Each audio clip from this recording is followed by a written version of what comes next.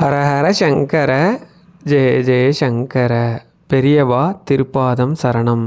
தெரியாமல் கூட இந்த 5 பாவத்தை செஞ்சிடாதீங்க. கடவுளோட கடுமையான கோபத்துக்கு ஆளாக நேரிடும். அதோடு மட்டும் இல்லாமல் நாம் வைக்கிற வேண்டுதல்கள் எதுவும் பலிக்காது. நம்ம செய்கிற பூஜையோ வழிபாடோ நடக்காமல் போகிறதுக்கு கூட இதுதான் காரணம் அப்படின்னு பெரியவா சொன்னதையும், இது என் வாழ்க்கையில் நடந்த ஒரு சம்பவத்தையும் சேர்த்து தான் இந்த பதிவில் பார்க்க போகிறோம். வாங்க பதிவுக்குள்ளே போகலாம். ரொம்ப நாளாச்சு பதிவு போட்டு. நிறைய பேர் கேட்டிருந்தீங்க, உங்களுக்கு என்ன ஆச்சு, ஏன் பதிவு போடல அப்படின்னு சொல்லிட்டு. ஒரு விஷயம் என்னை ரொம்ப பாதித்ததால தான் இந்த விஷயத்தை என்னால் பண்ண முடியல, வீடியோ போடலை. இந்த வீடியோ போடுறதுக்கு கூட முக்கியமான காரணம் தான். என்ன அப்படின்னா, எங்கள் அம்மாவோட தம்பி, என்னோடய சொந்த தாய் மாமா ஒருத்தர் 9/5/2025 வெள்ளிக்கிழமை அன்னைக்கு ஒரு விபத்து, பெரிய ஒரு ஆக்சிடெண்ட் ஆகி தலையில் அடிபட்டு அங்கே எங்கேயும் பக்கத்தில் பார்க்க முடியாமல் பாண்டிச்சேரியில் இருக்கிற ஜிப்மர் ஹாஸ்பிட்டல் கூப்பிட்டு போய் ஒரு 4 நாள் கடுமையான ட்ரீட்மெண்ட்டில் இருந்து செவ்வாய்க்கிழமை 13/5 அன்னைக்கு தவறி போயிட்டாங்க. இதனால் மனசளவில் ரொம்ப உடஞ்சி போயிட்டேன். ஏன் அப்படின்னா, எனக்கு அப்போ பரீட்சை இருந்தது, உங்களுக்கு எல்லாருக்கும் தெரியும், எக்ஸாம் இருந்தது, எக்ஸாம் ப்ரிப்பேர் பண்ணிகிட்டு இருந்தேன். இருந்தாலும் அவர் எப்படியாவது பிழைச்சிடணும், அவருக்கு எதுவும் ஆகக்கூடாதுன்னு சொல்லிட்டு பெரியவாட்ட மற்ற எல்லா கடவுள்கிட்டையும் என்னென்ன மந்திரம் சொல்லணுமோ, என்ன வழிபாடு பண்ணணுமோ எல்லாம் பண்ணி கூட அவருக்கு பலன் அளிக்காமல் போயிடுச்சு. இது மனசளவில் என்னை ரொம்ப பாதிச்சிருச்சு. ஏன் அப்படின்னா, அவருக்கு கல்யாணம் ஆகி 2 பசங்க இருக்காங்க, 2மே பொம்பளை பிள்ளைங்க. ஒரு பிள்ளை 6வது படிக்குது, 2வது பிள்ளை 3வது என்னமோ தான் படிக்குது, சின்ன பிள்ளை.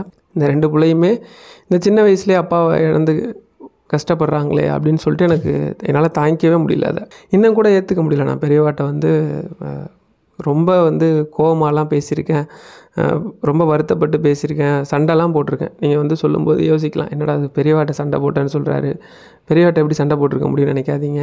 நானும் அப்பாவும் எப்பயுமே எப்படின்னா, நல்ல விஷயத்தையும் பேசிப்போம், இதையும் பேசிப்போம். அவங்க எனக்கு ரிப்ளை பண்ணுறாங்களாங்கிறது இல்லை, நான் சொல்கிறது அவங்களுக்கு கேட்கும், அதை ஏதோ ஒரு குறிப்பு மூலமாக எனக்கு உணர்த்துவாங்கங்கிற அந்த நம்பிக்கை இப்போ வரைக்கும் எனக்கு இருக்குது. அது அப்படியே நடந்துட்டு தான் இருக்குது. இதெல்லாம் ஏன் எனக்கு நடக்காமல் போச்சு, எனக்கு ஏன்னா, நான் நிறைய பேருக்கு சொல்லியிருக்கேன், எத்தனையோ பேருக்கு வழிபாடு பண்ணுங்கள், கடவுள் கண்டிப்பாக உங்களை காப்பாற்றுவாங்க, எந்த பிரச்சனையிலேருந்து காப்பாற்ற முடியும் அப்படின்னு சொன்னேன். எனக்கே நடக்கலைன்னா நாளைக்கு நீங்கள் எப்படி நான் சொல்கிறத ஏற்றுப்பீங்க, எப்படி நம்ப முடியும்? இதுவே எனக்கு ஒரு பெரிய இதாக இருந்துச்சு. ஏன் இது நடக்காமல் போச்சு, இது பின்னாடி என்ன தான் இருக்குது, எப்படி என்னோடய இவ்வளோ வேண்டுதல், நான் எவ்வளவோ மந்திரங்கள் சொல்லியிருக்கிறேன். ஒரு சகோதரிக்காகலாம் 10 லட்சம் முறை ராமநாமம், அவங்களுக்கு பிளட் கேன்சர்னு பிளட் கேன்சர் தான் நினைக்கிறேன். என்ன அது ஆரம்ப இதில் இருந்தாங்க. அப்போ அவங்க ரொம்ப வருத்தப்பட்டப்போ ஒரு 10 லட்சம் முறை சொல்லி காமாட்சி அம்மன் கோயிலுக்கு நானே, அவங்க ஒரு சப்ஸ்கிரைபர், எனக்கு அவங்கள யாருன்னு கூட தெரியாது, கூப்பிட்டு போய் சில பிரார்த்தனைலாம் பண்ணி அவங்களுக்கு சரியாயிடுச்சு. இது உண்மையா அப்படின்னு கேட்டிங்கன்னா 100% உண்மை. நம்புறவங்க நம்புங்க, நம்பாமல் கடந்து போகிறவங்க கடந்து போங்க, இல்லை ஏளனமாக பேசுகிறவங்க பேசிட்டு போட்டு, அதை பற்றி பிரச்சனை இல்லை. அப்படிலாம் எனக்கு கடவுள் மேலே ஆழமான நம்பிக்கை இருக்கும்போது ஏன் இவருக்கு மட்டும் நடக்கலை, ஏன் இவருக்கு மட்டும் எந்த பிரார்த்தனையும் வேலை செய்யலை அப்படின்னா, நம்ம வாழ்க்கையில் செய்கிற ஒரு எத்தனையோ பாவங்களில் கடவுளால் மன்னிக்கவே முடியாத ஒரு குறிப்பிட்ட பாவங்கள் இருக்குது. அதில் ஒரு 5 பாவங்கள் மட்டும் சொல்கிறேன். ஏன் அப்படின்னா, எங்கள் மாமா ஊரை பொறுத்தளவுக்கு ஓரளவுக்கு எல்லாருமே குடிப்பாங்க, குடிப்பழக்கம் இருக்குது. ஆனால் எங்கள் ஊரை பொறுத்தளவுக்கு யாருக்குமே குடிப்பழக்கம் கிடையாது. எங்கள் குடும்பத்துலேயும் சரி, நம்ம ஊர்லேயுமே சரி, பொதுவாக அந்த மாதிரி கிடையாது. கொஞ்சம் ரொம்ப கட்டுப்பாடெல்லாம் இருப்பாங்க. அப்படி இருக்கிறவங்க என்ன ஆச்சு அப்படின்னா, வீட்டில் எப்பயுமே எங்கள் பெரிய மாமா அவ்வளோவா எங்கள் கூட ஒட்ட மாட்டாங்கன்னா, நார்மலாக என்னன்றதோட சரி. 2 மாமா இருக்காங்க. சின்ன மாமா எல்லோரும் கூடயும் நல்லா சகஜமாக பழகுவாங்க, அவங்க வெளிநாட்டில் இருக்காங்க. இது ஒரு சின்ன இட பிரச்சனைனா ஒன்றும் கிடையாது. 2 பேர் சேர்ந்து ஒரு வீடு கட்டியிருந்தாங்க. அந்த வீடு பெரியவர் வேணும்னு கேட்கவும் சரின்னு கொடுத்துட்டாங்க. ஆனால் என்ன ஆச்சுன்னா, சின்னவர் எந்த ஒரு டாக்குமெண்டேஷன்லையும் கையெழுத்து போட்டு கொடுக்கல. என்ன ப்ராப்ளம் என்ன அப்படின்னா, அது எங்கள் ஆயாவோட அக்கா பேர்லேயும் இருக்குது. அவங்க வாரிசும் கையெழுத்து போடணும். அதனால் அவங்களும் எல்லாருமே ஓகே சொல்லியாச்சு. இதெல்லாம் அரேஞ்ச் பண்ணி போகணுன்னா எங்கள் மாமா சவுதியில் இருக்காங்க, சின்ன மாமா, போட முடியாத சில சூழ்நிலைகள் இருக்குது. இதுக்கு இடையில் அவர் கொஞ்சம் குடிக்கிற பழக்கமே எங்கள் பெரிய மாமாவுக்கு கிடையாது. அவர் கொஞ்சம் குடிக்க ஆரம்பித்தார். இதுதான் ஒரு காரணம்னு சொல்லி குடிக்க ஆரம்பிக்க அப்படியே நாளைய விட குடி எப்பயுமே ஒருத்தர் ஆட்கொண்டுடும்ல, அந்த மாதிரி. இதனால் எங்கள் பாட்டி இருக்காங்க இல்லையா, எங்கள் அம்மாவை பெற்றவங்க, அவங்கள சரி வர கவனிக்கிறதே இல்லை. சண்டை போட்டுட்டு மாமியார் வீட்டுக்கு போயிடுறது, இல்லை எங்கேயா தங்கிக்கிறது, வீட்டில் சாப்பிட்றதே கிடையாது. எங்கள் பாட்டி சாப்பிட்றாங்களா சாப்பிட்லையான்றதை கவனிக்கிறதே கிடையாது. இந்த மாதிரி ரொம்ப கஷ்டப்பட்டு இருக்கும்போது நாங்கள் அப்புறம் எங்கள் வீட்டுக்கு கூப்பிட்டு போயிட்டோம் பாட்டியை. சரி வாங்க எங்களோட இருங்கன்னா, அவங்க கடைசி தவறி போகிற அன்னைக்கு தான் திரும்ப அந்த ஊருக்கே வந்தாங்க. ஆனால் எப்போவுமே பெரிய பையன் மேலே அவங்களுக்கு அலாதி பிரியம். ஏன் அப்படின்னா, எங்கள் அம்மாவும் சரி, எங்கள் 2 மாமாவும் சரி, எங்கே ஃபஸ்ட்டு 2 குழந்தை பிறந்து இறந்து போயிட்டாங்க. ஒரு 3 வயசு இருக்கும்போது இறந்து போய் மறுபடியும் குழந்தையே நிற்காம, நான் ஏற்கனவே என்னை பற்றி ஒரு வீடியோவில் சொல்லியிருப்பேன். கானாட்டாம்புலியூரில் இருக்க அந்த கோவில், சிவன் கோவில், அவர் யார் அப்படின்னா பதஞ்சலீஸ்வரர். அவர்கிட்ட போய் அவருக்கு ஏத்தாப்புல குளம் இருக்குது, அங்கே வந்து குழந்தைக்காக பரிகாரம் பண்ணுவாங்க முன்னாடிலாம். இப்போவும் இருக்குது, நிறைய பேருக்கு அது தெரியுமான்னு தெரியல. அந்த கோவிலில் வந்து ஒரு முறை இருக்குது, அதில் பரிகாரம்லாம் பண்ணி மனசார போயிட்டு ஒரு 11 வாரமாக என்னமோ அவங்க பிரார்த்தனை பண்ணி குழந்தை வேணும்னு கேட்டு தான் எங்கள் அம்மா எங்கள் 2 மாமாவும் பிறந்தாங்களாம். அதனால் ரொம்ப பிரியம் எங்கள் பாட்டிக்கு. ஆனால் எங்கள் மாமாவுக்கு வந்து அவருக்கு வந்து ஒரு வேறு மாதிரி மன வேதனையில் அவங்கள சரிவர கவனிக்காமல், அவங்கள சரியாக சாப்பிடாம, அவர் அடிக்க மாட்டார், பேசுவார், திட்டுவார், ரொம்ப கடுமையான வார்த்தையெல்லாம் திட்ட மாட்டார். அப்படி அது ஒரு வார்த்தை சொன்னால் கூட அவங்களுக்கு ரொம்ப வருத்தம். ஏன்னா ஆசையாக இருக்கிற மகன் வந்து இப்படி பண்ணுறாரு அப்படின்னு சொல்லி அவங்களுக்கு வருத்தம். என்கிட்டலாம் சொல்லுவாங்க, நான் கூப்பிட்டு கேட்டால் கூட இல்லை அதெல்லாம் ஒன்றும் இல்லைன்னு சொல்லி சாதாரணமாக கடந்து போயிடுவார். முதல்ல ஒரு விஷயம் சொல்கிறேன், நீங்கள் வந்து எவ்வளோ பெரிய ஆளாக இருந்தாலும் சரி, எவ்வளோ பெரிய டென்ஷனில் இருந்தாலும், எவ்வளோ பெரிய வேலையில் இருந்தாலும், முதல் விஷயம், நீங்கள் கடவுளால் மன்னிக்கவே முடியாத முதல் பாவம் பெற்றவங்களுக்கு நீங்கள் செய்கிற இந்த மாதிரி விஷயம். இந்த விஷயத்தை பண்ணிவிட்டு நீங்கள் காசிக்கே போனாலும் சரி, இல்லை இந்த உலகத்தில் இருக்க அத்தனை புண்ணிய நதியிலையும் குளித்தாலும் சரி, 14 உலகங்களையும் நீங்கள் ஈடாக கொடுத்தா கூட தாய் தந்தைக்கு ஈடு இணை கிடையாதுன்னு சொல்கிறாங்க. ஒன்றும் இல்லை, ஏற்கனவே சொல்லியிருப்பேன். இந்த வீடியோவை நான் எடிட் பண்ணாமல் தான் போட போகிறேன். ஏன்னா எனக்கே வந்து கொஞ்சம் முடியல. இருந்தாலும் கிட்டத்தட்ட 52 நாள் ஆகிடுச்சு. நிறைய பேர் என்னை பற்றி விசாரிச்சுருந்தீங்க, என்னாச்சு இப்படியாவது போடுங்க, உங்களுக்கு என்னாச்சுன்னு. அன்பு உள்ளங்களுக்கு நன்றி. ஏன் நான் இப்போ சொல்கிறேன்னா, இந்த கதை ஏற்கனவே சொல்லியிருக்கேன்னு நினைக்கிறேன், இருந்தாலும் திரும்ப சொல்ல போகிறேன். ஒரு தவசீலர் இருக்கார். அவர்கிட்ட ஒரு பையன் போய் கேட்குறான், இந்த உலகத்தில் இருந்து நம்ம பண்ணியிருக்கிற பாவங்கள்லேருந்து விடுபட்டு நம்ம வந்து கடவுளை சரணாகதி பண்ணுறதுக்கு என்ன பண்ணணும்னு அவருக்கு தெரிஞ்சதை சொல்கிறார். புண்ணிய நதிகள்லாம் இருக்குது, போய் குளித்தோம் அப்படின்னா நார்மலாக ஸ்நானம் பண்ணுறோம்ல, அதை தான் சொல்கிறார். பண்ணிவிட்டு நம்ம பாவங்கள் தொலைணும்னு பிரார்த்தனை பண்ணிக்கிட்டு இறைவனை வந்து சரணாகதி பண்ணிடலாம். அதாவது அவர் ஒரு வழி சொல்கிறார். இருக்கிறதுல எளிமையான இன்னும் நிறைய வழி இருக்குது அப்படி போகிறது. இன்னொன்று பக்தி மார்க்கம்னு சொல்லிட்டு கடவுளை பற்றி பாடுறது, கடவுளை பற்றி சிந்தனையில் இருக்குது ஒன்று. அடுத்து பார்த்தோம்னா தான தர்மங்கள் வழியாக கடவுள் அடையிறது. இது மாதிரி ஊறுபட்ட வழி இருக்குது. அதில் நம்ம எல்லோரும் இப்போ பாவம் தொலைன்னா என்ன சொல்லுவோம், நேராக கங்கையில் ஸ்நானம் பண்ணணும், இல்லைனா வந்து ஏதோ ஒரு புண்ணிய நதியில் வந்து ஸ்நானம் பண்ணால் சரியாக போயிடும், நம்ம வந்து போய் காசிக்கு போனால் சரியாக போயிடும். அது மாதிரி அவரும் சொல்லி போகிறவர் வந்து பார்த்திங்க அப்படின்னா, அந்த பையன் வந்து யார் அப்படின்னா புண்டரீகன் அப்படின்னு சொல்லிட்டு ஒரு ஆள். அவர் வந்து இந்த நடைப்பயணமாக போயிட்டுருக்கிறப்ப ஒரு வீட்டு திண்ணையில் படுத்திருக்கும் போது ஒரு 3 பெண்கள் கிட்டத்தட்ட ஒரு 3-3:30 மணிக்கு, பார்க்கவே முடியல, அவ்வளோ விகாரமாக இருக்காங்க. முகத்தை பார்த்தாலே, உடம்பை பார்த்தாலே அவ்வளோ விகாரமாக இருக்குது. விகாரமானால் எப்படி சொல்கிறது, பொண்ணு சேரு சகதி, அதுலேயே ரத்தம் வடிஞ்சா எப்படி இருக்கும், இந்த மாதிரி ஒரு சகிக்க முடியாத தோற்றம்னு சொல்லுவோம் பார்த்தீங்களா, அப்படி ஒரு 3 தோற்றத்தில் அந்த முனிவரோட ஆசிரமத்துக்குள்ளே போகிறாங்க. போய் கொஞ்சம் நேரம் இருந்துட்டு ஒரு மணி நேரம் கழித்து திரும்ப வரும்போது பார்த்திங்கன்னா அப்படியே தேவதைகளாக வராங்க. இவர் ஒரு விஷயத்தை மட்டும் கவனிச்சிருக்காரு. ஏன்னா அவங்க மூஞ்சை பார்க்க முடியாதப்ப அவர் கீழே குனியும் போது அவங்க காலில் போட்டிருக்கிற அந்த சிலம்பு போட்டிருப்பாங்களா, அதை பார்ப்பார். அந்த சிலம்பு வந்து போனவங்களுக்கும் ஒரே மாதிரி இருக்கும், உள்ளேருந்து வெளியில் வந்தவங்களுக்கும் ஒரே மாதிரி இருக்கும். இவர் நிறுத்துவார் அந்த 3 பேரையும். உள்ளே பார்க்கவே சகிக்க முடியாத ஒரு 3 பொம்பளை பிள்ளைங்க போனாங்க. ஆனால் திரும்பி வரும்போது ரொம்ப அழகான தேவதைகளாக வரீங்க, எப்படி யார் நீங்கள் அப்படின்னு கேட்கும்போது அவங்க தான் சொல்லுவாங்க, நாங்கள் தான் அந்த 3 புண்ணிய நதியும், கங்கை யமுனை சரஸ்வதி. எங்கள்கிட்ட வந்து எல்லாரும் பாவத்தை விட்டு போயிடறாங்க, அந்த பாவத்தை சுமந்துக்கிட்டே வந்தோம். இங்கே உள்ளே இருக்கிற அந்த முனிவர்கிட்ட வந்து எங்கள் பாவத்தை இறக்கி வச்சுருக்கோன்னது ஒரு மிரண்டு போயிடுவார். என்னது, உலகத்திலேயே பாவத்தை இறக்கி வைக்கக்கூடிய புண்ணிய நதிகளே ஒருத்தட்ட பாவத்தை கொண்டு வந்து கொடுக்குதா, அப்படி அவர் உள்ளே என்ன பண்ணுறாருன்னு சொல்லிட்டு உள்ளே போய் கேட்கும்போது அவர் என்ன பண்ணிட்டுருப்பாருன்னா, தன்னோட அப்பா அம்மாவுக்கு வந்து பணிவிடை பண்ணிகிட்ருப்பார். ஓடி போய் இவர் ஒரு காலில் விழுந்து, ஐயா நான் வந்து இந்த மாதிரி எல்லா பாவத்தையும் தொலைக்கணுன்ட்டு தான் வழி கேட்டு வந்தேன், அந்த நதிகளே வந்து உங்கள்கிட்ட தான் பாவத்தை தொலைச்சிட்டு போகுதுன்னு சொல்கிறாங்க, அப்படி நீங்கள் என்ன பண்ணுறீங்க அப்படின்னு தான் அவர் சொல்லுவார். எங்கள் அப்பா அம்மாவுக்கு சரியாக பணிவிடை பண்ணுறேன், அவங்களுக்கு வந்து வயசாகிடுச்சு, அவங்களுக்கு தேவையானதெல்லாம் கொடுத்து ஒரு குழந்தை போல் அவங்கள பார்த்துக்கிறேன், வேறு ஒன்றும் நான் பண்ணலப்பா. நீங்கள் எதுவும் மந்திரம்லாம் சொல்கிறீங்களா, கிடையாதுப்பா. பூஜை எதுவும் பண்ணுறீங்களா, கிடையாதுப்பா.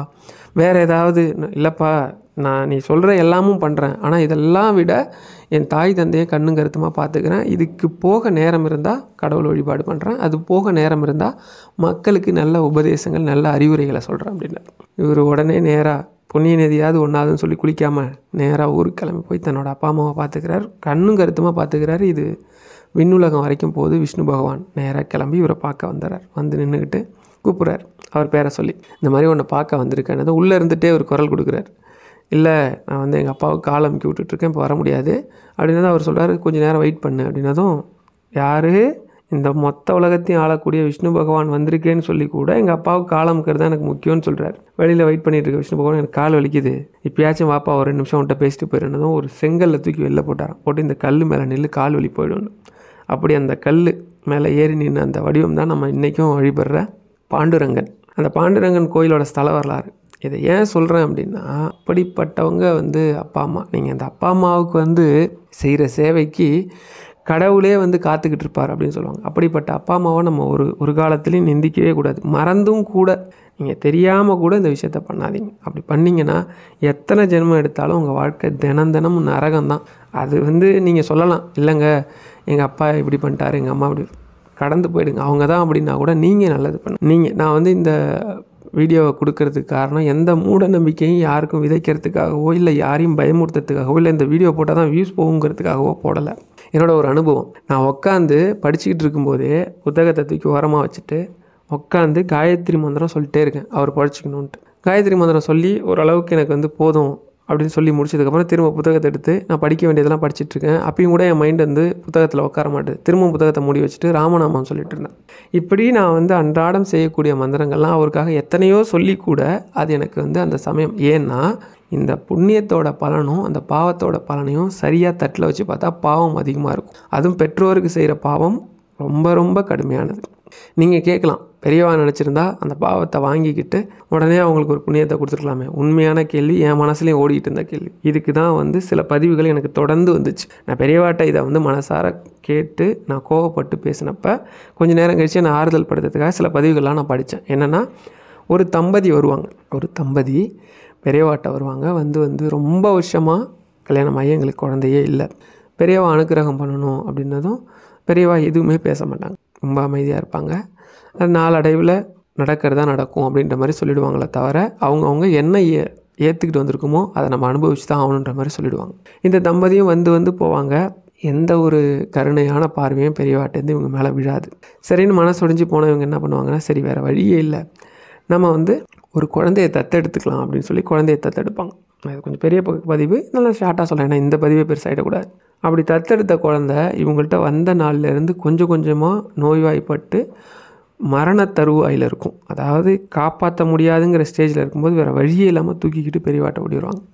பெரியவா ரொம்ப கடுமையாக சொல்லுவாங்க, ஒன்று தான் நான் வந்து அமைதியாக இரு, என்ன விதிக்கப்பட்டிருக்கோ அதை வாழு, பிரச்சனை இல்லைன்னு சொல்லியிருந்தேனே, நீ ஏன் இந்த வேலையை பார்த்த அப்படின்னு சொல்லிட்டு அந்த குழந்தைய அங்கே வந்திருந்த வேறு ஒரு தம்பதி, அதாவது அவங்களும் குழந்தை இல்லாதவங்க தான், அவங்கள்ட்ட தத்து கொடுக்க சொல்லுவாங்க. அந்த குழந்தை ரொம்ப முடியாமல் இருக்கும், அந்த குழந்தைய தத்து கொடுன்னு சொல்லுவாங்க. அதே மாதிரி தத்து கொடுத்து அந்த குழந்தைக்கு வந்து பெரியவா சொல்லுவாங்க, ஆசீர்வாதம் பண்ணி டாக்டர்கிட்ட காட்டு சரியாயிடும். ஆசீர்வாதம் வந்து நம்ம மருத்துவர் பண்ணிட்டாலே அப்புறம் என்ன, டாக்டர்கிட்ட எதுக்கு போகணும், வச்சுக்கோன்னு சொல்லுவாங்க. அந்த குழந்தை அந்த வேறு ஒரு அப்பா அம்மாட்ட போன உடனே சரியாயிடும். அதேமாரி நல்லா வளர்ந்து பெரிய ஆளெல்லாம் வருவான்.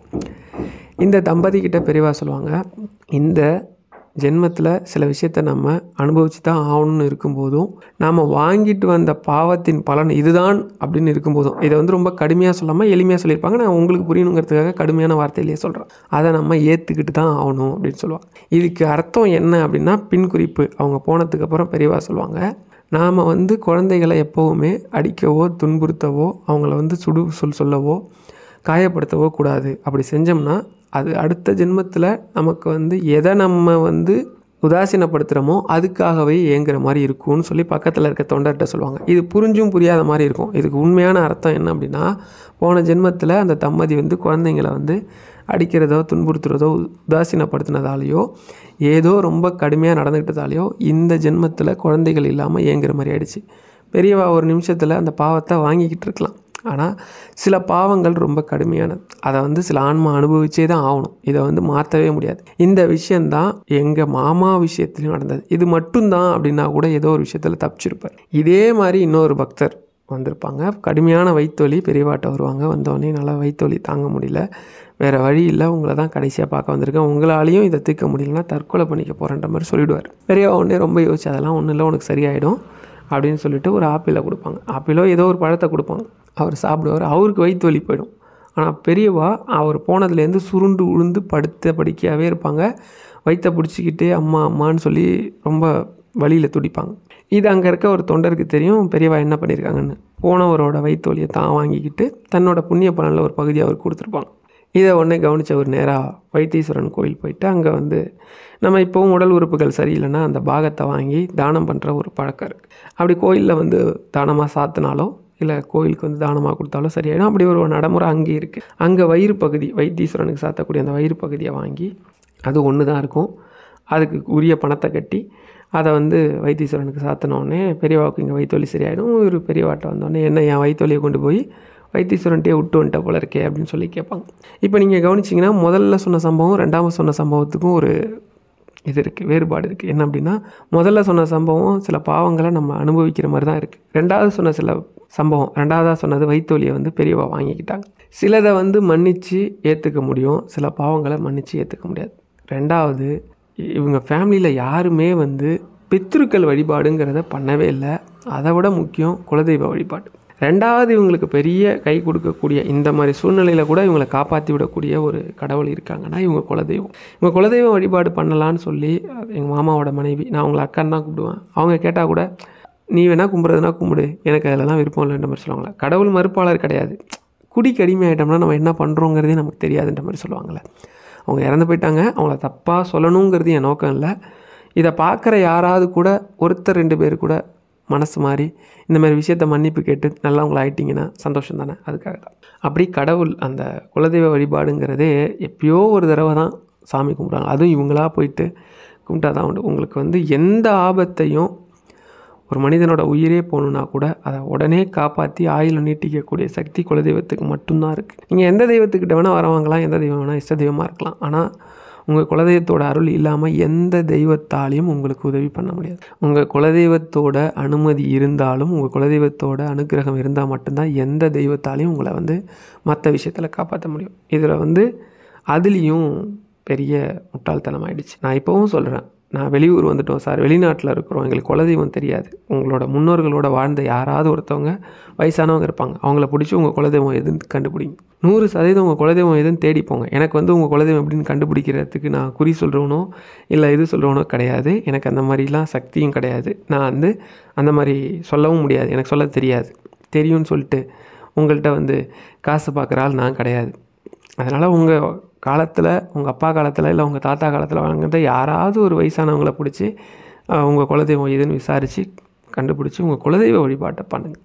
உங்கள் குலதெய்வ நிந்தனை ஆயிடுச்சு அப்படின்னாலே உங்கள் வாழ்க்கையில் எடுத்து வைக்கிற ஒரு அடியும் சறுக்கும் உங்களுக்கு. ஒரு விவசாயி ரொம்ப முடியல, விவசாயம் எவ்வளோ பண்ணால் கூட பக்கத்தில் இருக்கவனுக்கெலாம் விளையுது, எனக்கு விளையவே மாட்டேங்குது. இந்த விவசாயத்தை நம்பி மேலும் மேலும் கடன் வாங்கிட்டே இருக்கேன். ஒரு டைமுக்கு அப்புறம் கடன் என் கழுத்தை பிடிக்கிற மாதிரி வந்துருச்சு.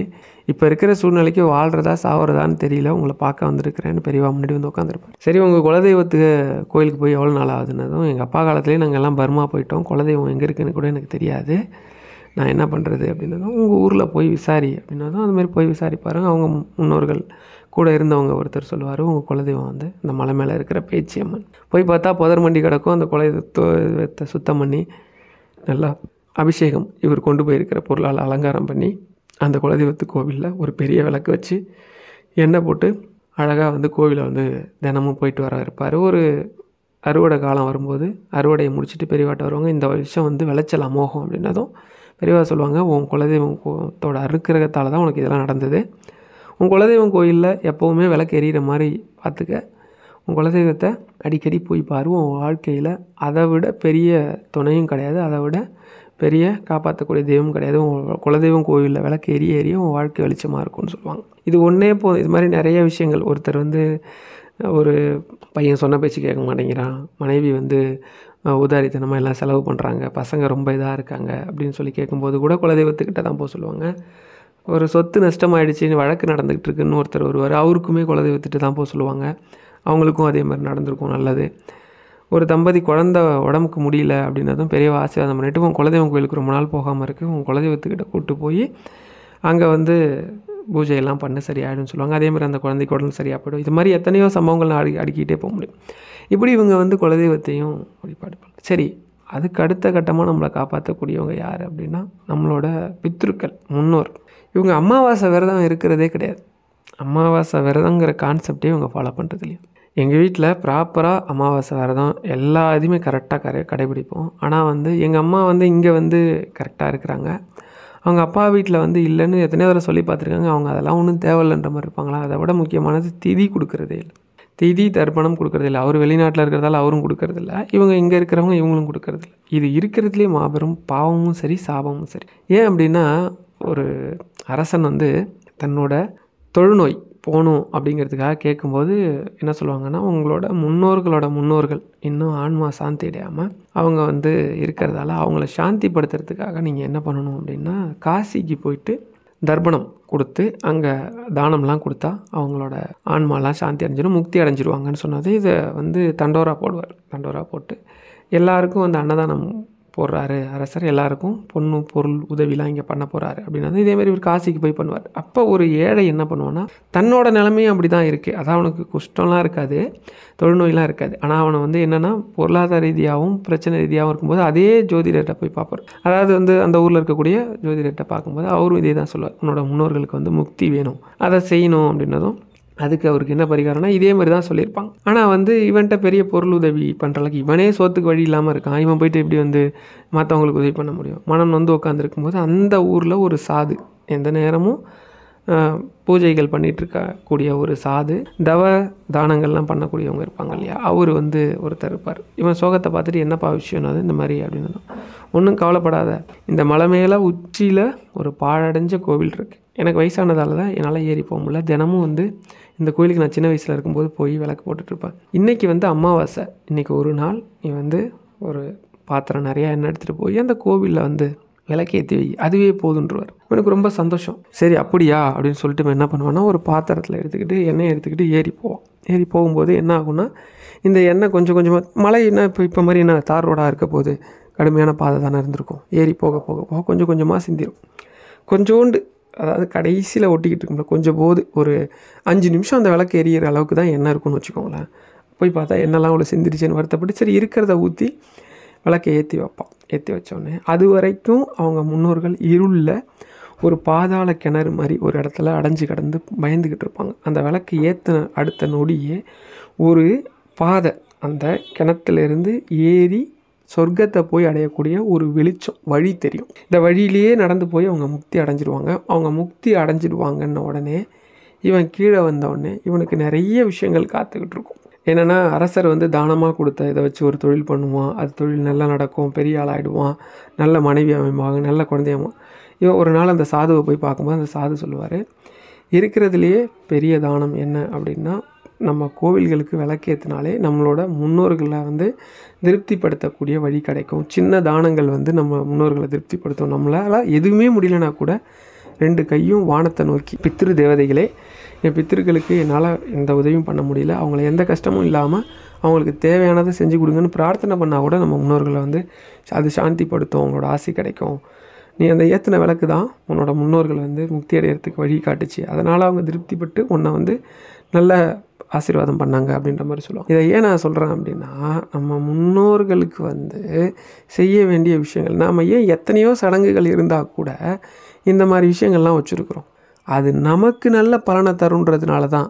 அவங்களுக்கு ஒன்றும் ஆக போகிறது கிடையாது. அவங்களுக்கு வந்து நல்ல பலன் தருதா தரலையாங்கிறத நம்ம பார்க்க போகிறது கிடையாது. பித்திருக்களுக்கு செய்யக்கூடிய விஷயங்களை நம்ம சரிவர செஞ்சோம் அப்படின்னா அது நம்ம வாழ்க்கையில் பெரிய தாக்கத்தை, நல்விதமான தாக்கத்தை ஏற்படுத்தும். அதுக்கப்புறம் நம்ம வந்து இவங்க வந்து குடிச்சிட்டு வந்தார் அப்படின்னா வீட்டில் வந்து சண்டை போடுறது, வீட்டில் இருக்க அவங்க மனைவி கூட, ஏன் மற்றவங்கெல்லாம் வந்து இந்த வேலை செய்கிறாங்க, அந்த வேலை செய்கிறாங்க, எவ்வளோ திறமையாக இருக்காங்க, நீ ஏன் அப்படி இருக்கேன்னு சொல்லி அவங்கள திட்டுறது. அவங்களோட சுபாவம் அவ்வளோதான், அவங்களுக்கு அவ்வளோதான் வரும்னு அதை புரிஞ்சிக்காமல் திட்டுறது, ஏசுறது, சரி வர சாப்பிட்ற கூட இது கிடையாது, அந்த மாதிரி பிரச்சனை பண்ணுறது. மனதளவில் அவங்களையும் ரொம்ப நோக்கடிச்சிருக்காங்க. என்கிட்ட அவங்க சொல்லும்போது கூப்பிட்டு கேட்டால் ரொம்ப இல்லை அதெல்லாம் ஒன்றும் இல்லைன்ற மாதிரி அப்படி சாதாரணமாக போயிடுவாங்க. ரெண்டாவது, எங்கள் கூட அவங்க ஒட்டுறதே கிடையாது. நான் எவ்வளவோ உதவிகள்லாம் பண்ணியிருப்பேன், எங்கள் கூடலாம் பேசியிருந்தாங்க, வச்சுருந்தாங்கன்னா எங்களை பார்த்தாலே வந்து அவங்க வரமாட்டாங்க, பேச மாட்டாங்க, அப்படிலாம் இருந்தாங்க. இன்னும் சொல்லப்போனால் என் கல்யாணத்துக்கு அவங்க வரல அப்படின்னா கூட நான் வந்து எங்கள் மாமா பேரெலாம் நிறைய பேர் சொன்னாங்க, என்னோடய என்கேஜ்மெண்ட்டுக்கு வரல, அதனால் வந்து பத்திரிகைலாம் பேர் போடக்கூடாது அப்படி இப்படின்னு. அதெல்லாம் இல்லை, எங்களுக்குன்னு இருக்கிறதே 2 மாமா தான், அவங்க அப்படி நடந்துக்கிட்டா என்னன்னு சொல்லி அவங்க மாமா பேர் 2 பேர் பேரையும் போட்டு தான் பத்திரிக்கை போய் வச்சோம். கல்யாணத்துக்குமே அவங்க வரல, ஆனால் அவங்க மனைவி எங்கள் அக்கா வந்தாங்க. எங்கள் அக்கானா என் கூட பிறந்தவங்க கிடையாது, எங்கள் மாமாவை கல்யாணம் பண்ணிட்டதால அக்கான்னு சொல்கிறேன், கூட பிறந்தவங்க மாதிரி தான். அதனால் வந்து அதுக்கப்புறம் என் தம்பி கல்யாணம் நடந்துச்சு, அதுக்கும் என்கேஜ்மெண்ட்டுக்கு அவங்க வரலனாலும் பரவாயில்ல, பத்திரிக்கையில் பேர்லாம் போடக்கூடாதுன்னு வீட்டில் பெரிய பிரச்சனைலாம் ஆச்சு. அதெல்லாம் தப்பான விஷயம், அப்படிலாம் நடந்தக்கூடாது நம்ம அப்படின்னு சொல்லிட்டு மறுபடியும் பேர்லாம் போட்டு பத்திரிக்கை போய் வச்சோம். பத்திரிக்கைலாம் வாங்கிட்டாங்க, ஒரு 2 வார்த்தை பேசுவாங்க, சரின்றுவாங்க. ஆனால் வந்து அவங்க வந்து கோபமாகவே தான் இருப்பாங்க. இது என்ன ஆயிடுச்சு அப்படின்னா, எங்களுக்கு அவங்க மேலே ஒரு வெறுப்பாகவே போனதால் அவங்க எங்கள் கூட ஒட்டாமலே போயிட்டாங்க. அந்த பசங்கள்லாம் வந்து பிறந்து ஒரு 6-7 மாதம் இல்லைனா ஒரு 1.5 வயசுக்குள்ளே தான் அந்த பசங்களை எனக்கு தெரியும். இன்றைக்கி தான் அவங்க தவறி போனதுக்கு அப்புறம் தான் அந்த பசங்களை பேர் என்னன்னே எனக்கு தெரியும். அந்தளவுக்கு எங்கள் கூட ஒட்டாமலே எந்த விஷயத்துக்கும் வரமாட்டாங்க, செய்ய மாட்டாங்க. நம்மளே போனாலும் சரி வேறு முகம் கொடுத்து பேச மாட்டாங்க. நம்மளே வேண்டா வெறுப்பாக பேசுகிற மாதிரி இருக்கும். அது நமக்கே ஒரு மாதிரி கஷ்டமாக இருக்கும். என்னடா அது நம்மள்கிட்ட இப்படி நடந்துக்கிறாங்க, இவங்கள்ட்ட திரும்பி. ஆனால் கூட நாங்கள் திரும்பி போயிட்டு தான் இருந்தோம். இதில் கொடுமையான விஷயம்னா, கட்டின மனைவியை கண் கலங்காமல் நீங்கள் பார்த்துக்கணும். இருக்கிறதுலையே இன்னும் ஒரு பெரிய விஷயம் என்னென்னா, ஒரு பெண்ணோட கண்ணீர், நம்மளை நம்பி வந்திருக்கிற பெண்ணோட கண்ணீருக்கு இருக்கிற அந்த வலியும் வேதனையும் நாம் எத்தனை பிறவி எடுத்தாலும் அனுபவிச்சு தான். இது வந்து மாற்று கருத்தே கிடையாது. ஒரு பெரிய தவசிலர் அவர் வந்து ஊருக்கெல்லாம் உபதேசம் பண்ணிட்டே வருவார். என்ன பண்ணிடுவார் அப்படின்னா, நிறைய தர்மம்லாம் பண்ணியிருப்பார். பண்ணி கூட ஒரு நாள் வந்து சாப்பாடு எடுத்து போடும்போது சாப்பாடு சிந்திருச்சு அப்படின்னு சொல்லி ஒரு பிச்சைக்காரன் முன்னாடி தன்னோட மனைவியை வந்து கன்னத்தில் அரைஞ்சிடுவார். ஒரு கவனம் கூட இல்லாமல் சாப்பாடு போட்டி அப்படின்னு சொல்லிட்டு. அவங்க தப்பு பண்ணியிருக்காங்களா இல்லையான்றது கேள்வி இல்லை, ஆனால் அதை வந்து வாயாலேயே சொல்லியிருக்கலாம். அவர் கன்னத்தில் அடிச்சிடுவார். அடுத்த நாட்கள்லேருந்து அவர் உடம்பு ஃபுல்லாக வந்து இது வந்துடும், கொப்பளங்களாக வந்துடும். அது வந்து ஒரு முகமே விகாரமாயிடும். அவர் வந்து கடவுள்கிட்ட மன்றாடுவார். நான் வந்து எத்தனையோ பேருக்கு எத்தனையோ விஷயங்கள் தான தர்மங்கள்லாம் பண்ணியிருக்கிறேன். இருந்தும் கூட நான் என்ன தவறு செஞ்சேன், ஏன் எனக்கு உடம்பு ஃபுல்லாக இப்படி கொப்பளங்கள், என்னால் படுக்க முடியல, உட்கார முடியல, எனக்கு அது வந்து வலி வேதனை ரணவேதனையாக இருக்குது அப்படின்னு தான் அப்பா வந்து அசிரீரியாக கேட்கும். எல்லாம் செஞ்சு தெரிஞ்ச உனக்கு கட்டின மனைவியை கண் கலங்காமல் வச்சுக்கணும்னு தெரியலையே. ஒரு சாதாரண விஷயம் எடுக்கும்போது தவறுதலாக ஓரிரு அதை சொத்து பருக்க சிந்துச்சு. அதுக்காக யாசகம் கேட்க வந்த ஒருத்தர் முன்னாடி உன் மனைவியை கை நீட்டி அடித்ததும் அவங்கள அவமானப்படுத்தினதும் சரியா? அவங்க மனசு எவ்வளோ வேதனைப்பட்டிருக்கு. உன்னை எவ்வளோ அழகாக எவ்வளோ அன்பாக உனக்கு தேவையான எல்லா பணிவிடையும் செஞ்சு நீயே வாழ்க்கைன்னு வாழ்ந்துட்டு இருந்தவங்களுக்கு உன்னால் செஞ்ச ஒரு இது வந்து மன்னிக்க முடியாதுன்னு சொன்னதும் இவர் போய் மனைவி கிட்ட மன்னிப்பு கேட்பார். அன்றைக்கி ஏதோ கோவத்தில் பண்ணிட்டேன், தெரியாமல் நினச்சேன், ஐயோ என்கிட்ட ஏன் மன்னிப்பு கேட்குறீங்க, நான் எதுவுமே நினைக்கல, நீங்கள் நல்லா இருந்தால் போதும் அப்படின்னு அந்த மனைவி அன்னைக்கு கூட தன் கணவருக்கு சரியாயிடணும்னு தான் பிரார்த்தனை பண்ணேன். அடுத்த நாட்கள்லேருந்து அவருக்கு அது சரியாயிடும். அது வந்து உபதேசத்தில் அவர் இதுதான் சொல்லுவார், கட்டின மனைவி நீங்கள் தான தர்மம் பண்ணுற மாதிரி கட்டின மனைவியை கண் கலங்காமல் பார்த்து. இவர் வந்து ஒரு நல்ல நாள், தீபாவளி, பொங்கல் எதுக்குமே வந்து சரி வர இது பண்ணாமல், அவங்களும் கொஞ்சம் கோவத்தில் ஏதோ பேசுவாங்க போல், இருந்தாலும் எத்தனை நாள் பொறுத்துட்டு இருக்க முடியும். இப்படி வந்து அவங்க அடிபட்ட அன்னைக்கு கூட எப்படியாச்சும் அவர் காப்பாற்றிட்டா போதும் தம்பி அப்படின்னாங்க. ஏன்னா பக்கத்தில் எதுவுமே பெரிய ஹாஸ்பிட்டலில் பெரிய ஹாஸ்பிட்டல் போனாலும் என்ன சொல்லிட போகிறாங்க, ஹெட் இன்ஜுரி அப்படியே போயிருந்தாலும் ஜிப்மர் நல்லா தான் பார்த்தாங்க. ட்ரீட்மெண்ட்லாம் எனக்கு வந்து எந்த ஒரு இதுவும் இல்லாத மாதிரி தான் தெரியுது. அவர் ஒரு 4 நாளுமே எந்த கான்ஷியஸுமே இல்லை, ஒரு அப்படியே மூச்சு மட்டும் போயிட்டு வந்துட்டு இருந்தது. எப்படியாவது பழச்சிடுவார் அப்படின்னு. கடைசியாக பார்த்தீங்க அப்படின்னா இந்த தான தர்மங்கள் இதெல்லாம் வந்து அவ்வளோவா அவர் எதுவுமே அவர் நார்மலாக இருக்கிற மாதிரியே இல்லாமல் அவர் வாழ்க்கை இருந்தால் வேலைக்கு போனால் குடிக்கணும், வீட்டுக்கு ஏதாவது சாப்பிட வேண்டியதாக சாப்பிட்றோம், வீட்டில் பசங்க என்ன பண்ணுறாங்க இது பண்ண ஏதோ ஒரு நாள் குடிக்கலைன்னா கொஞ்சம் நல்லா பேசுவார் போல்.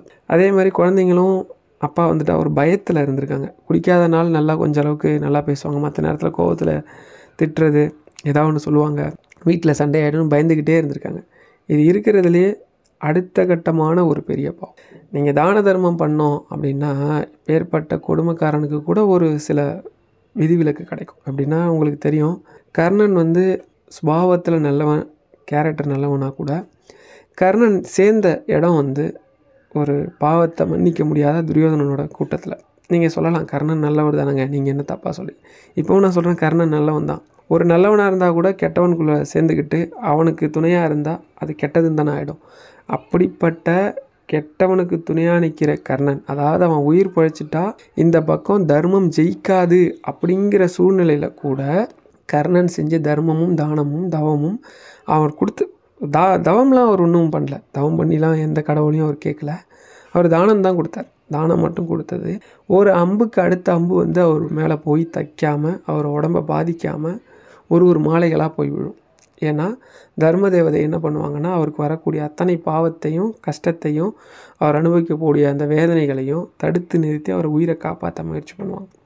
இதுதான் கிருஷ்ண பரமாத்மா பார்த்துட்டு கர்ணன்ட்ட போய் உன்கிட்ட தானம் கேட்க வந்தேன், கடைசியில் நீனே எதுவும் கொடுக்க முடியாத சூழ்நிலையில் இருக்க, என்ன கேட்குறதுன்னு தான் அப்போ கர்ணன் சொல்லுவார், என்னால் இந்த இடத்துல கொடுக்க முடிஞ்சதை கேட்டு கடைசி வரைக்கும் இல்லைன்னு சொல்லாமல் அத்தனை தானத்தையும் கர்ணன் பண்ணான்னு ஒரு நல்ல பேர் எனக்கு கொடுங்கினதும், சரி இப்போ உன்கிட்ட கடைசியாக மிஞ்சி இருக்கிறது நீ பண்ண தர்மத்தோட பலன், தானத்தோட பலன், அதை கொடு அப்படின்னு கேட்பார். அதை அப்படியே தாரை வார்த்து கொடுத்தது தான் அடுத்த அம்புகள்லாம் வந்து கர்ணனோட உடம்புல போகும். இதை வந்து கடவுளை எத்தனையோ பேர் வந்து வழிபடுறதுக்கோ இல்லை அவரை அடையிறதுக்கோ அவரை போய் பார்க்குறதுக்கோ தர்மம் பண்ணுவாங்க, தானம் பண்ணுவாங்க, தவம் பண்ணுவாங்க. இதில் இருக்கிறதுலே எளிமையான வழி என்னென்னா, ஒருத்தருக்கு நம்ம தர்மம் பண்ணுறோம் அப்படின்னா அதுதான் இருக்கிறதுலே எளிமையான வழி. கர்ணன் வந்து எந்த ஒரு தவமும் பண்ணலை, எந்த ஒரு பூஜை புனஸ்காரம் அதாவது இருக்கக்கூடிய கடுமையான வழிகள் எதையுமே ஃபாலோ பண்ணல.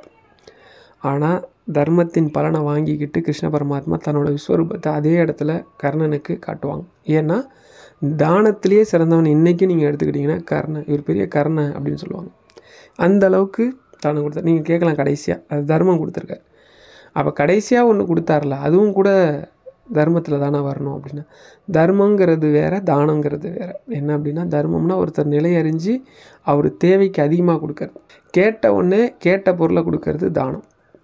இந்த தானத்துக்கு பலன் கம்மி, தர்மத்துக்கு தான் பலன் அதிகம். கடைசியாக கிருஷ்ண பரமாத்மா தானம் தான் கேட்டார், தர்மம் கேட்கல. அதனால தான் அந்த மொத்த பலனும் அவருக்கு போய் சேர்ந்துருமோ தவிர கர்ணனை காப்பாற்றாமல் விடும். ஏன்னா இது அடுத்த கேள்வியாக உங்களுக்கு தோணலாம், அதுக்காக சொல்கிறேன். எனக்கு இது மாதிரிலாம் தோணுச்சு. அப்போ கொடுத்தார்ல அந்த தானத்துக்கு ஒரு பலன் இருந்திருக்கும்ல, அந்த தானம் ஏன் அவரை காப்பாற்றலான்னு தோணுச்சு. அதுக்கே கிருஷ்ண பரமாத்மா நிறைய இடத்துல அதுக்கு உதாரணம் சொல்லியிருக்கிறார், நிறையா இதுலேயே வந்துடும். இது மாதிரி விஷயங்களையும் அவங்க கடைப்பிடிக்கல. இப்போ நான் சொன்னேன் பாருங்கள், நீங்கள் வந்து எந்த மூட நம்பிக்கையும் இந்த வீடியோ உங்களுக்கு விதைக்கிறதுக்காக இல்லை. உங்களை நீங்கள் தெரிஞ்சோ தெரியாமலோ இந்த 5 தப்பையும் பண்ணியிருக்கீங்க அப்படின்னா இதுலேருந்து வெளியில் வரதுக்கான சில வழியும் எனக்கு தெரிஞ்சதையும் சொல்கிறேன். உங்கள் அப்பா அம்மாவுக்கு இந்த மாதிரி நீங்கள் ஏதாவது பண்ணியிருக்கீங்கன்னா தயவு செஞ்சு போய் அவங்க காலில் வந்து மன்னிப்பு கேட்டுரு. மனசார போய் மன்னிப்பு கேட்டால் அவங்கள்ட்ட ஓரிரு வார்த்தை பேசுங்க போதும். அதுவே நீங்கள் பண்ண அத்தனை பாவத்தையும் மன்னிச்சிடும். உங்கள் அப்பா அம்மா மனசு நோகாமல், ஒரு வேளை உங்கள் மாமனார் மாமியாருக்கோ இது மாதிரி யாருக்கோ நீங்கள் பண்ணியிருக்கீங்கன்னா கூட அவங்கள்ட்ட போய் மனசார மன்னிப்பு கேளுங்க. ஏதோ தெரியாமல் நடந்துக்கிட்டேன் மன்னிச்சிடுங்கன்னு சொல்லி மன்னிப்பு கேளுங்க. அவங்களுக்கு தேவையான விஷயத்த பண்ணி கொடுங்க. ஒரு வேளை அவங்க இல்லை தவறி போயிட்டாங்க அப்படின்னா அவங்கள மாதிரி இருக்கக்கூடிய உங்கள் சொந்தமோ இல்லை தெரிஞ்சவங்களோ தெரியாதவங்களோ யாரோ சில வயதானவங்களுக்கு அவங்களுக்கு அனுசரணையாக நீங்கள் துணையாக இருந்து ஏதோ ஒரு சில விஷயங்களை பண்ணுங்கள். இது உங்கள் கர்ம பலனில் ஒரு பகுதியை குறைக்கும். திரும்பவும் சொல்கிறேன், இது வந்து உங்கள் கர்மத்தை ஃபுல்லாக இல்லாமல் ஆக்காது. ஒரு 90% குறைக்கலாம், இல்லை 95% குறைக்கலாம், ஏன் 99 கூட குறைக்கலாம். இதை தான் நம்ம சொல்லுவோம், தலைக்கு வர்றது தலைப்பாகையோடு போச்சு. ஒரு மனிதனுக்கு அடிபட்டு உயிரே போகணுங்கிற நிலையை விட ஒரு உயிருக்கு சமமான கண்டத்தை கொடுத்து அதுலேருந்து காப்பாற்று.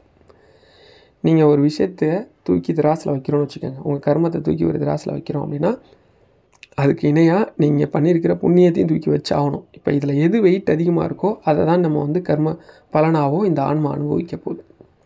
நம்ம சொல்லுவோம் 3 நிலையான கர்மங்கள் இருக்குண்டு, அதெல்லாம் கடந்து சொன்னால் அடுத்து ரொம்ப பெரிய பதிவாயிடும். நம்ம வந்து ரொம்ப எளிமையாக புரியறதுக்காக சொல்லியிருக்கிறேன். அடுத்து 2வது, ஒரு வேளை நீங்கள் வந்து குலதெய்வ வழிபாடு பண்ணனா தயவு செஞ்சு உங்கள் ஊரில் இருக்கக்கூடிய யாரோ ரொம்ப வயசானவங்களை பிடிச்சி உங்கள் குலதெய்வம் எதுன்னு கண்டுபிடிச்சி குலதெய்வத்துக்கு முறையாக மாதத்தில் ஒரு 2 முறை, வருஷத்தில் குறையாமல் ஒரு 5லேருந்து 10 முறையாவது போயிருக்கிற மாதிரி பாருங்கள். வாழ்க்கை ரொம்ப சுபிக்ஷமாக இருக்கும். 3வது, உங்களோட பித்திருக்களுக்கு நிச்சயமாக நீங்கள் வந்து இது வரைக்கும் தர்ப்பணமே கொடுத்ததில்லை சார், எனக்கு வந்து அமாவாசை விரதமே இருந்ததில்லை அப்படின்னா ஏதோ ஒரு அமாவாசை ராமேஸ்வரம் போய் அங்கேயே வந்து குருக்கள்லாம் இருப்பாங்க, கோவில் மூலமாக பணம் கட்டி ரொம்ப கம்மியாக தான் வரும், ஒரு 1000 ரூபாக்குள்ளே தான் வரும்னு வச்சுக்கோங்களேன். அதுக்குள்ளேயே அங்கே வந்து தர்ப்பணம் கொடுத்துட்டு மனசார அந்த அங்கே கடலெல்லாம் குளிச்சுட்டு அங்கே இருக்கிற நம்ம ராமநாத சுவாமி அவரை தரிசனம் பண்ணிவிட்டு அவர்கிட்ட பிரார்த்தனை பண்ணிங்க, இத்தனை நாளாக நம்ம கொடுக்காத பலனால் அவங்களுக்கு எந்த பாதிப்பும் ஏற்படக்கூடாது, எனக்கும் எதுவும் வரக்கூடாதுன்னு சொல்லி பிரார்த்தனை பண்ணிவிட்டு அதிலேருந்து நீங்கள் அமாவாசை விரதத்தை தொடங்கினாலோ இல்லை தர்ப்பணம் கொடுக்க தொடங்கினாலோ கூட போதும். உங்களோட பெரும்பான்மையான அந்த கர்மா வந்து அந்த கெடுபலன்கள் வந்து இல்லாமல் போகும். 3வது, 4வது வந்து கட்டின மனைவி. இது வந்து முடிஞ்ச அளவுக்கு நம்ம எவ்வளோ கோபம் வருத்தம் பிரச்சனைகளில் இருப்போம், முடிஞ்ச அளவுக்கு நம்மளோட நிலைமையை சொல்லி புரிய வைக்கிறது, அவங்கள கண்கலங்காமல் பார்த்துக்கிறது வந்து நம்ம பெரிய தான தர்மம்லாம் பண்ண வேண்டாம். பெரிய தவம் இருக்கிறதுலே எது அப்படின்னா மொத்தம் 3 விஷயம் தான் சொல்லுவாங்க. என்ன அப்படின்னா, பெத்த அப்பா அம்மாவை சரியாக பார்த்துக்கிறது, கட்டின மனைவியை கண்கலங்காமல் வச்சுக்கிறது, பிள்ளைகளை நல்லபடியாக நல்ல ஒழுக்கத்தோடு வளர்த்து அவங்களுக்கு எந்தவித இடையூறும் இல்லாத வாழ்க்கையை அமைச்சு கொடுக்குறது. இதை தான் 3 விஷயத்த சொல்லுவாங்க. இதுக்கு பின்னாடி நிறையா வரும். சிறந்த அரசனாக இருந்தால் நீதி நெறியோடு வாழணும், தான தர்மம் கொடுக்கணும், அதுக்கப்புறம் வந்து படிநிலைகள் போய்கிட்டே இருக்கும். இதில் முக்கியமாக முதல் 3 படி இது தான் சொல்லுவாங்க.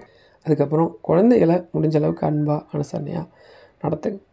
இதெல்லாம் நீங்கள் செஞ்சீங்க அப்படின்னா நீங்கள் வந்து பெரிய பூஜையோ புனஸ்காரமோ வழிபாடோ பண்ணாட்டி கூட உங்கள் வாழ்க்கை தினமும் சந்தோஷமாக இருக்கும், பிரச்சனைகள் இல்லாத வாழ்க்கையாக இருக்கும். நீங்கள் வந்து ஒரு கோரிக்கையை கடவுள்கிட்ட வைக்கிறீங்கன்னா உடனே நடக்கும். ஒரு 1,00,000 முறை சொன்னால் தான் ஒரு வழிபாடு நடக்கும் அப்படின்னா இதெல்லாம் நீங்கள் சரிவர பண்ணுறீங்கன்னா 1000 முறை சொன்னாலே நடக்கும். உதாரணத்துக்கு நீங்கள் ராமநாமம் வந்து ஒரு 1,00,000 முறை சொன்னால் தான் உங்களுக்கு ஒரு வேண்டுதல் நடக்கும்னு வச்சுக்கிங்களேன். இதை நீங்கள் வந்து ஒரு 1000 முறை சொன்னாலே நடக்கும். ஏன்னா நீங்கள் இதெல்லாம் சரியாக பண்ணியிருக்கீங்க அப்படின்னா. அதுக்கேற்ற மாதிரி நம்ம வந்து இந்த பாவங்கள் செய்யாத இருக்கவே மாட்டோம், இருந்திருப்போம், செஞ்சுருப்போம். அதுக்கெல்லாம் மனசார கடவுள்கிட்டையும் மன்னிப்பு கேளுங்க. எந்த கடவுளை நீங்கள் வழிபடுறீங்களோ, எந்த தெய்வத்தை வழிபடுறீங்களோ அவங்கள்ட்ட கூட மன்னிப்பு கேளுங்க. நிச்சயமாக அவங்க உங்களுக்கு அதுக்கான வழியை காட்டுவாங்க. எல்லார் வாழ்க்கையும் கடவுளை நம்பினா நல்லபடியாக தான் நடக்கும். ஆனால் இப்படிப்பட்ட பாவங்கள் கடவுளால் கூட மன்னிக்க முடியாதது அப்படின்னு சொல்லி நம்ம தர்ம நூல்களே சொல்லுது. அதனால் முடிஞ்ச அளவுக்கு இதை தவிர்த்துடுங்க. எல்லாரும் நம்பிக்கையோட எல்லா விஷயத்தையும் பண்ணுங்கள், நிச்சயமாக வெற்றி கிடைக்கும். அரஹர சங்கர, ஜெய ஜெய சங்கர.